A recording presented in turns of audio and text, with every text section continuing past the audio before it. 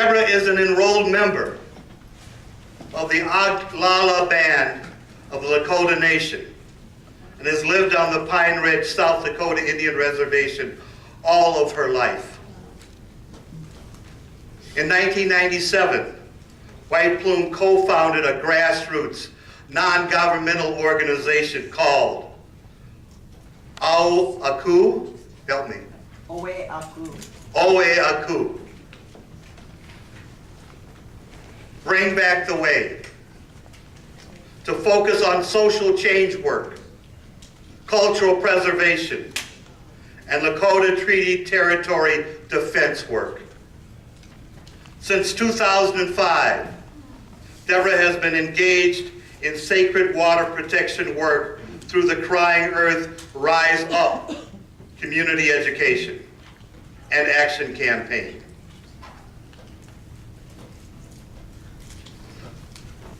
To challenge the world's largest uranium producer, Camco, Inc., as it attempts to open 4 uranium mines 30 minutes from the southern border of Debra's homeland on the Pine Ridge Reservation. Let's all welcome Debra White Plume. Woo! Yeah.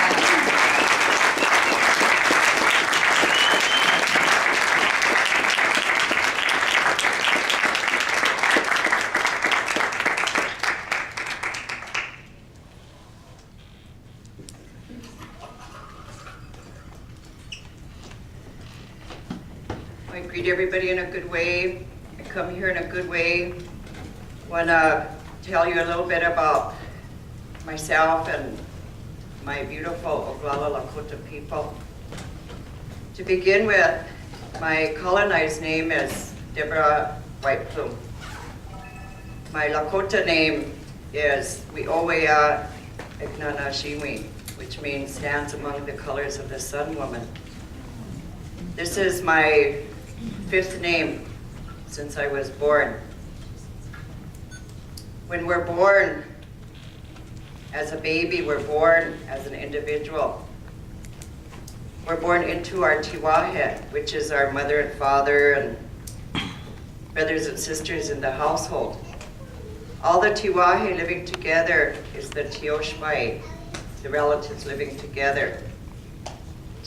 All of the tioshpai together make up the Oglala Band. So the next circle is the Lakota Nation. The Lakota Nation, along with the Dakota and Nakota Nation, are inside what we call Ocheti Shakowing, which is the 7 council fires. The next realm of our existence, the 7th circle, is the universe. So inside those 7 realms of existence, we have roles and we have responsibilities. We're not just born into the world. So as we're born and grow up, we're taught our roles and our responsibilities, first in the tiwahe, then in the tioshpai, then in the band, then in the campfire, then in the 7 campfires, then in the universe. So as we progress through our life, we are given names. So I'm at the stage in my life now where I have a few more names coming and then my time here will be finished and I'll go home. So when we're born, we have 2 ways of being. The first is our social way. Underneath that is the spiritual way. That's where natural law lives and comes from. So we call our mother Ina, which means mother. On a deeper level, Ina is breath of life. Ate is father. In a spiritual sense, it means the shoulder to lean on. Unchi is grandmother, or the oldest dwelling. And Tunkashila is grandfather, or the oldest of my bloodline, and I love you. That's what it means. Woman is we. Women together is Mia. That means the stone that lives forever. Man is Wichasha, the red star. So this is how we acknowledge each other in our Tioshbai, in our Tiwahe, in our band, in our nation, in our Ocheti Shagomi. So our relationships are very important to us. Everything about us is based on the kinship system. And that's how we live. That's how we live today among the Lakotas who still live as Lakotas. A lot of colonization has taken place among our red nations. A lot of our people have fallen away from Lakota way and have become basically Americans, and they live and believe in the Western society ways of life. But there are many, many, many traditionals at home, and my home is Pine Ridge. It's in the southwestern corner of South Dakota. And it's a reservation that is about 100 square miles. It's one of the bigger land bases retained by our ancestors through the making of treaties with the United States of America back in the 1800s. Now our nation retained this land base for us and our coming generations. Once gold was discovered there, then the military and the government and the churches got together and decided they would violate our treaty and open the land to gold miners. And so we've been faced with mining of our sacred Mother Earth since basically contact with the white man. Now, our people describe everything, like mom is breath of life. Little brother is misu, which is the little braid we put on their hair so when they try to run away from us, we can grab them and catch our little brothers, before they get into mischief. So we describe everything. And a long time ago, our Tioshbai was camped. It was deep winter, deep snow. Our lodge was halfway covered with snow. We were all inside, and we smelled something funny. So we looked out and we seen a man coming, and he had a lot of hair, and he was desperately looking. He smelled something. He's smelling. And all summer, our women would work together in the Tioshbai. Any hunters among you out here in the audience, wild game doesn't have a lot of fat. Very little fat on the buffalo, on the deer, on the elk. So we would work together all the way in our Tioshbai to gather fat. And we would store it in a dried belly bag or bladder bag, and we would share it throughout the winter. It was medicine. It was used in our cooking. It was used to make fire. We had a lot of uses for it. It was very rare and precious and valuable. And he smelled it. He was lost and hungry and thirsty. And he seen the bags hanging in the trees. So he went there and he pulled one down and he got his hand in there and he started eating it, stuffing his face. And he pulled all our bags down and he fed himself and he walked on. And so we call him Fat Taker. He took our fat, taker of the fat. He thought only of himself. He didn't think of anybody else but his own hunger. We can all relate to that. Maybe we can all relate to that. But that's what we came to call him. It was a description of his conduct. And he happened to be a white-skinned man. But it's a concept for greedy, selfish, self-centered people. We call them fat taker. Now the first Italian man we saw had big long feet, so we call him Sitonka, big long feet man. The first German man we heard speak, he spoke harshly. Yashicha, speaks harshly man. The first Japanese we saw, we called him Ishtani Yutita man, ice pulled back man. So we describe everything. And so fat taker is not a description of the white race. It's a description of the kind of people who will take from others to meet their own need, not caring about the others. Now recently in America, there's been a movement about the 1%. Well, we knew about them a long time ago. We call them fat taker. It's basically the same thing. They take for themselves, even though it hurts others. So to our people, we were faced, first of all, with gold mining in our sacred Black Hills of South Dakota. That mine has been mined out now, and they left. The deepest hole in the ground in the world for mining. So the American government, the science community got together and they have a science lab down there now. Way down there, they're constantly pumping water out because see, groundwater's in the ground. But they have a lab and they're studying dark matter down there. Against our wishes, just as the gold mine was there against our wishes. Even though we have the Port Laramie Treaty with the United States, that was violated as soon as a valuable resource was found there. So, our people have always been faced with the fat taker from the very beginning.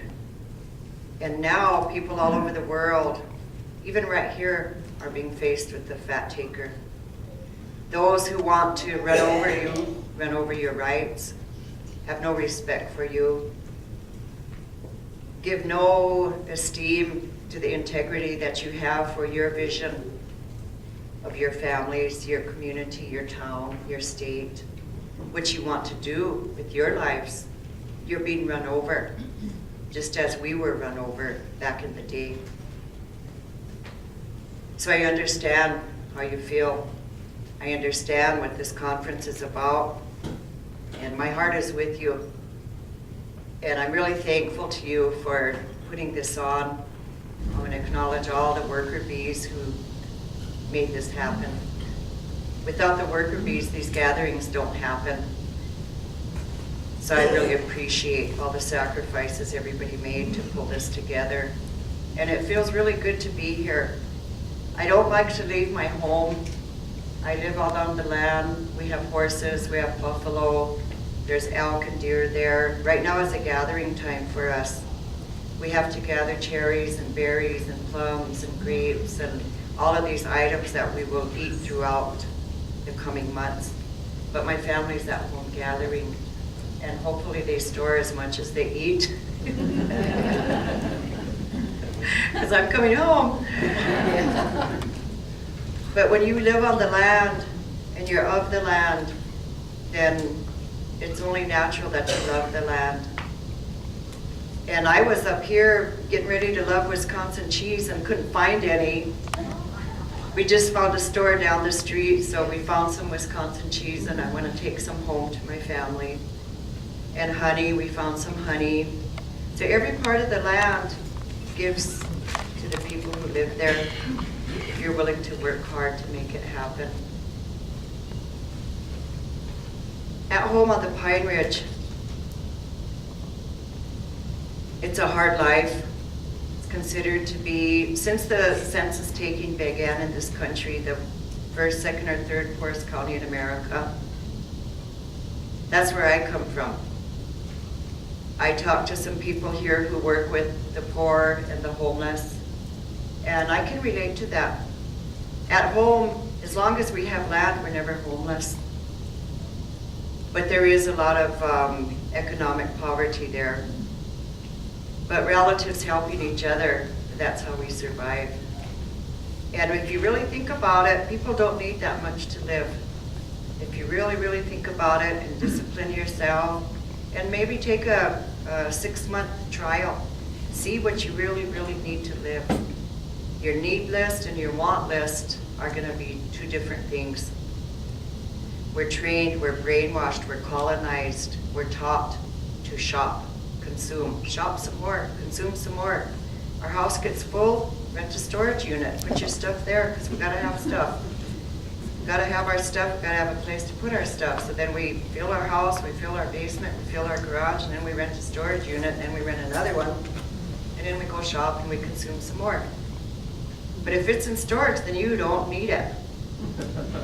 I came to find that out.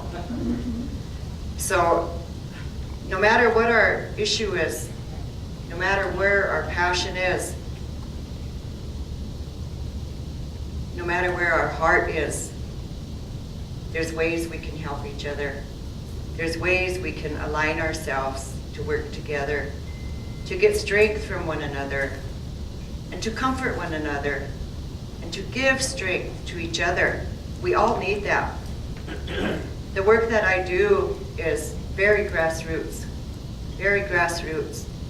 I'm a mother, I'm a grandmother, I'm a great-grandmother. And I've been doing this work all my life, since I was 14 years old. We formed Oweaku in the late 1990s to serve as a vehicle to do this work in the outside world, which is anything outside of our territory. So we do work to, number one, preserve our beautiful Lakota way of life, teaching our generations to preserve it and to revitalize it among our colonized Red Nations, and to share it with the outside world so the outside world can understand us, who we are, how we feel, why we do the things that we do. Why is our land so important to us? Why is the freedom to speak our language and to have our religion so important to us? So we work to protect and defend our treaty rights. I said earlier, our people have a treaty with the United States of America, through which we retained a land base and other rights. We work on human rights. Human right to water is a very important human right, and we're focusing on that for the last decade. And we're also doing a lot of work to share that information with the bigger world. As we grow up and have children and become mommy and daddy and get all caught up in that, then that's our focus, and it should be. It's the most important job in the world is to be a good mommy and daddy. But at some point you have to look outside the four walls of your home and look at the neighborhood you live in, the town you live in, the state you live in, the country you live in, the continent you live on. That's kind of like being an individual in the teepee, to the tiwahe, to the tioshpai, to the campfire, to the nation. It's the same thing. Now they teach us we have a responsibility there. We have an obligation there. We have a duty there, and it's a privilege as well to fight for these ways. And it is a fight. We worked 20 years at the United Nations to pass what's called the Declaration on the Rights of Indigenous People. Why do we need that? We need that because America does not observe our human right to be Lakota. Now, several years ago, our way of life, our spiritual way of life was a crime in America. It was the late 60s, early 70s that the American government decided to decriminalize the Sundance of the Lakota Nation. That was in my lifetime. All our elders worked hard for decades, decades, decades. They came out here into the big world, made allies. Maybe some of your elders worked with my elders to make that happen. So in my lifetime, I saw a law change in this country, and they decriminalized our right to be a spiritual people. Before that, if we got caught, we could get put in an insane asylum, where many of our people died, or we could go to prison. Yeah? So I know social change can happen. Laws can change. It happened in my lifetime. So we do this work. We go around, we share our beliefs, we share our way of life, we share a little bit about ourselves so outsiders can see us for who we are. There's a lot of racial prejudice in this country against what they call Native Americans. Well, we're not Native Americans. That title, along with American Indians, dehumanizes us. And it's a deliberate attempt to influence people's attitude towards us. We're the Lakota Nation. That's who we are. On a bigger level, we're Ochete Shakomi, historically and incorrectly known as the Great Sioux Nation, which maybe some of you read a paragraph about in 5th grade. Sad but true, that's still the way it is in schools today. So we come out here to share that, and we call ourselves as a group Red Nations. Now the American government had a hard time dealing with our traditional way, our traditional government. In the Tioshpai, there are the headsmen or itacha of each tiwahe. All of the tiwahe together is the Tioshpai. In the Tioshpai, there will be a naja. Now this might be a naja, or he might be a naja, or he might be a naja. These are the older men who have lived a life of experience where they can make a decision. They're decision makers. But they make the decision collectively with all the itachas, all the men. Now the men don't come to this gathering to make a decision unless they have worked this out with the women in their teepee, the women in their families. Not just their wives, but their mothers, their grandmothers, their aunties, their sisters. That's how decisions are made collectively. And it was, I think, pretty good to have a consensus like that. Prior to the coming of the white man, we had what's called collective consciousness, collective memory. We all had the same experience, we all had the same environment, we all had the same social conditions. There was no homeless or poor people. Everybody hunted, everybody gathered, everybody prepared food. Can you imagine laying in your teepee all day, resting, and I'm gonna lay here and rest, so you go pick my berries for me. You pick my cherries and my plums, I'm gonna rest.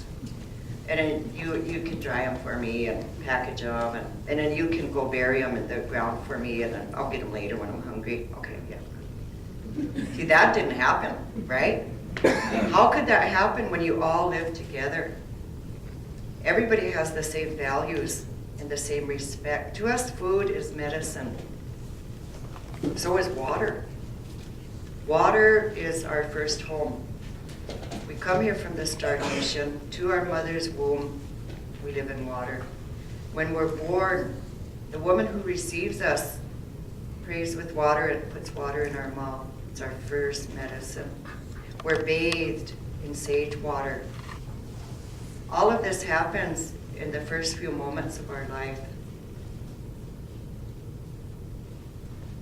Most every part of our life is guided by ceremony. And to us, this is not a ritual. It's part of who we are. It was a gift given to us by the white buffalo calf woman who was sent here by the Creator to give us some ways to live good, and good teachings. Every one of our ceremonies is related to a place on earth. Each one of these places on earth is represented in the Star Nation. Just like we live in Tioshpai, the stars live in Tioshpai. They call them constellations. So right now we're moving to a time where we're going to have autumn equinox. Our people will move to a place in the Black Hills called Matopaha. Representatives from each of the bands will go there and they'll have meeting, strategic planning. Who's going to camp where during the winter? Who's going to set fire to what land in the spring? Who's going to make war on who? Who's going to defend this territory? Who's going to defend that territory? Stuff like that, like a city council meeting, I guess. And then from there, everybody will disperse to winter camp. So during winter solstice, we have ceremony at a place in the Black Hills. We know where we're supposed to be on Earth. As the stars shift, we know we have to get ready to shift too. So then when it's spring, we will go to a place in the sacred Black Hills and we will have ceremony to welcome back the thunders, feed the birds, all of that. And then from there, we will spread out. And then at the summertime, summer solstice, we'll have ceremony at what's known to us, Matotipila, or Devil's Tower. And we have ceremony there. That's how our people gathered. When the stars moved, we moved. We know where these places are on Earth. And so we go there. Now this is who we are today too. But it's much more difficult for us because all the laws that were made in this country to govern this country do not observe our need to be who we are as a spiritual people.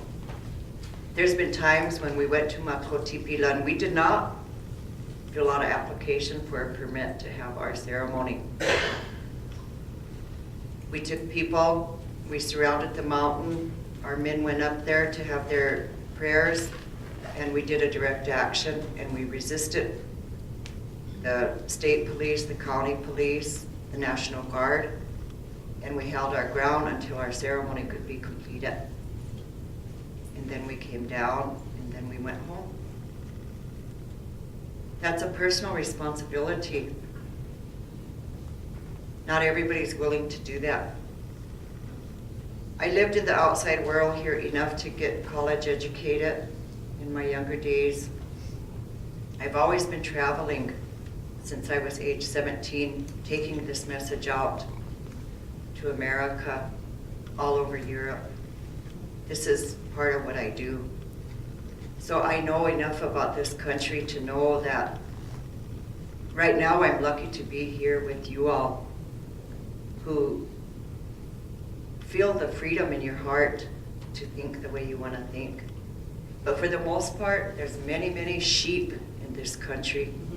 They just follow the law, they follow the leader, they do what they're told, they go shopping, they consume, they rent a storage unit. They have heart attacks, they get diabetes, they get cancer, they get sick, because that's not life. Now, I'm not saying you gotta be a wolf, but I'm saying the time to be sheep is over. If we're gonna have a mother to live on, if we're gonna have a Mother Earth to live on, people have to take that responsibility. They have to take that courage in their heart. They have to have that big mind, that free spirit to do what's right. Now, I heard a lot of talk over the weekend about creating laws. I believe a law that should be passed is the rights of Mother Earth. Yeah. That's right. We have to have a law.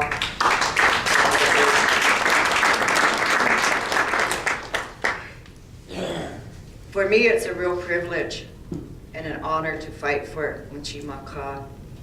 Maka is my ancestors. Unchi is the oldest dwelling, Grandmother Earth. Unchi Maka, the oldest dwelling of my ancestors. I talked to you a little bit about the Star Nation. This morning was very beautiful here. Grandfather's breath in the sky is the stars.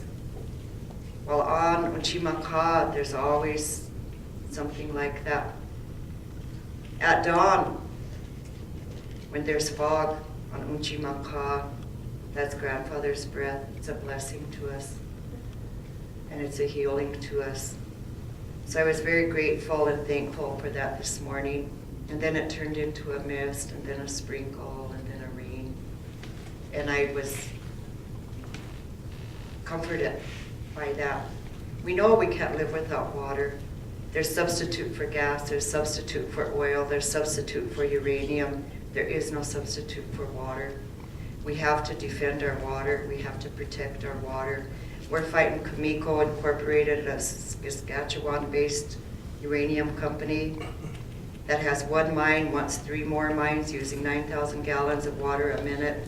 every hour, every day, every week. They want to do this for another 30 years. We're saying no. We're fighting TransCanada's Keystone XL pipeline, which wants to cross our drinking water source 47 times, 2,000 and some rivers, lakes, streams, springs, the Oglala Aquifer. We're saying no. Even if President Obama says yes, we're going to put our bodies in front of those machines. We're going to put our moccasins on the ground. They're going to have to run over us or throw us in jail to make that pipeline happen.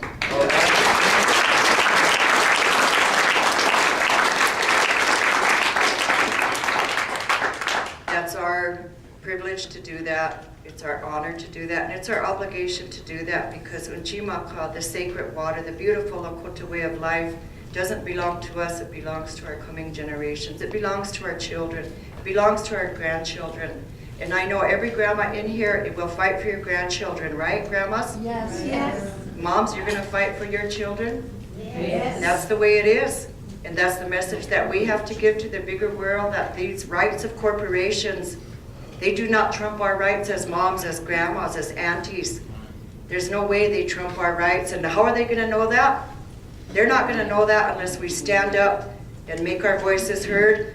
Let's stop traffic. Let's get out in the streets. There has to come a time when an email is not enough, a letter to the editor is not enough, a vote is not enough. We got to resist. We have to resist with our body and the love in our hearts. So I want to ask you all something. Resist. Resist with all the love in your heart. Thank you so much for inviting me. Oh, yeah.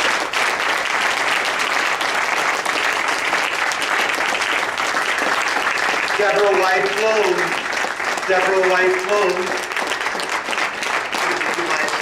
Plume. People stand in line in terms of creating a stack, a line, a queue from this point on.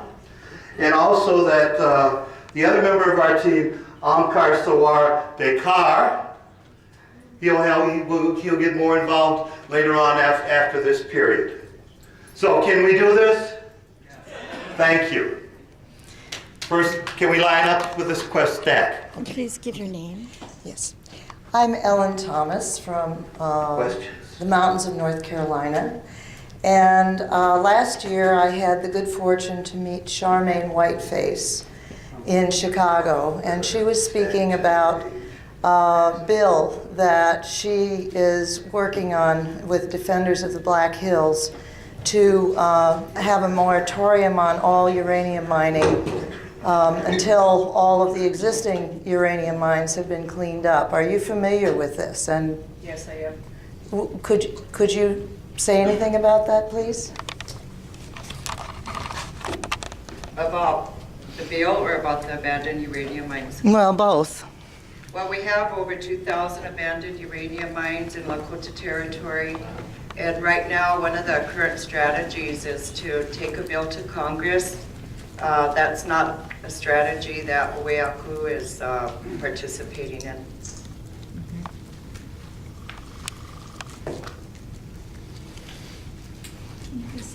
Well, in a way, mine is the same question because Ellen and I work on trying to get rid of nuclear weapons and the whole nuclear chain and the whole nuclear industry. And so my question is, well, I guess it's two parts. We know the Dine, the Navajo people, have banned uranium mining in their area, but the government keeps granting contracts anyway. So one question is, are you working with other groups of, you say I shouldn't call you Native Americans, but whatever you are, you're great. Are you working with other great people not to allow uranium mines? And then I've heard as much as 70 or 80% of the whole nuclear industry is on your land.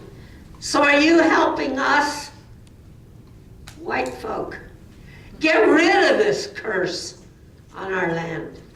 We have many allies that we're working to stop the whole nuclear chain. The whole nuclear chain will stop if they stop mining uranium. And that's been our message from day one.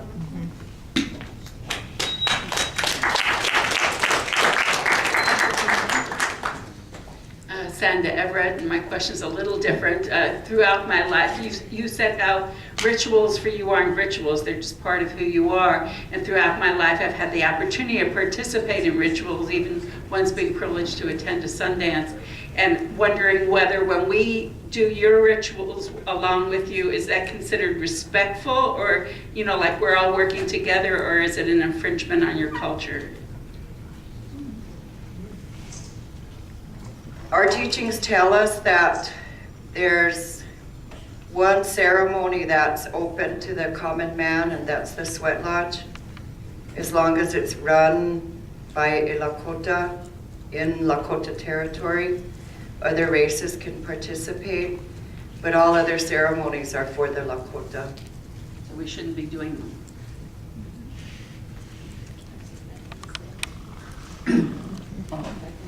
Carl Ansness. Can you comment on the Rainbow Warrior prophecy and how this applies to working together with all races here and globally? But the Rainbow prophecy is not a Lakota prophecy, so it wouldn't be appropriate for me to comment on it. Maybe that came from another Red Nation, but that's not a Lakota prophecy. I'm not an expert on other Red Nations. Bob Rushline, my question is, would you support this minimum wage White House petition? I'll briefly read it and then give the website. Here's some more information about this petition. Increase the minimum wage to $15 an hour. In the new documentary, Inequality for All, featured Robert Wright, we find out that the average Joe income goes from $48,000 in 1978 down 30% to $33,000 in 2010, while the top 1% go from $393,000 to $1,100,000. The 8-to-1 inequality spread goes to 32-to-1. That's right, it quadruples in 32 years. Just one more sentence. The British book Spirit Level shows how this contributes to obesity, mental illness, murder, teen prisoners, and lack of social mobility among the 22 rich nations. This is a decay of empire, folks, as correlations with military spending are even stronger. The new feudalism with lords and serfs. The website is whitehouse.gov, wh.gov/LRK, capital J, capital W. I'll be glad to sign that. Our tribal government at home increased our minimum wage to $15 about 2 years ago.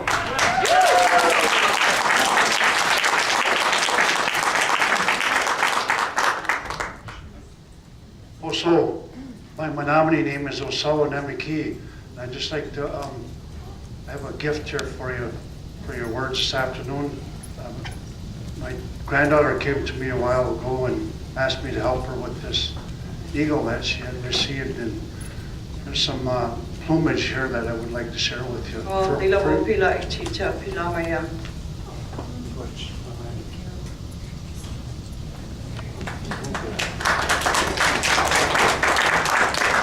I would just like to say that I don't know how this conference opened. I don't know if it opened with the appropriate Red Nation people welcoming everybody to this conference. Did it start like that? Yes. That's wonderful. Thank you so much for doing that.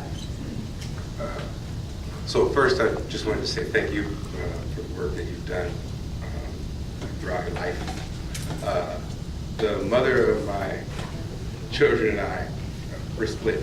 We have kind of different philosophies. One of the things she said to me recently, she called me and my current partner, she called us Indians, and she referred to herself as a pioneer, just in terms of describing the difference in our philosophy. And I didn't even really know how to respond to that, because to even make that statement and not realize what you're saying and all the implications of it was very challenging. And as I'm listening to you speak, particularly the message around mothers, like, I do this work in defense of our children and the planet that they're not going to have. And her husband, her current partner, makes $120,000. She lives in a nice house, and she has 2 big cars that eat a lot of gas. And she just sees this as a difference in philosophy and not as like a life-threatening thing. And I want her to talk to you, right? But not just her, but all of the mothers like her who are in their house with their big cars and think that their kids are safe. I guess, what would you, or how do we approach that, right? How do we approach motherhood as embraced in colonialism and capitalism, right? Which basically says, I'm a good mom and I buy my kids stuff. Right? How do we deal with that? Well, as far as I'm concerned, greed is not a value.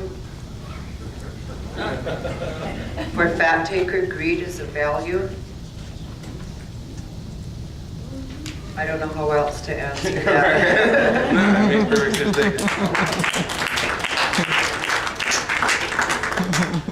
Deborah, thank you so much, and we have learned so much. One more time, Deborah White.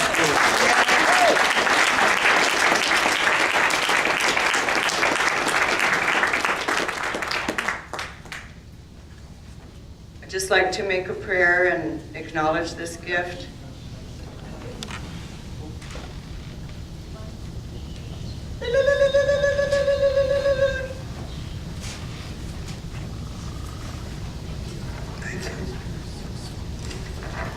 Deborah White Plume.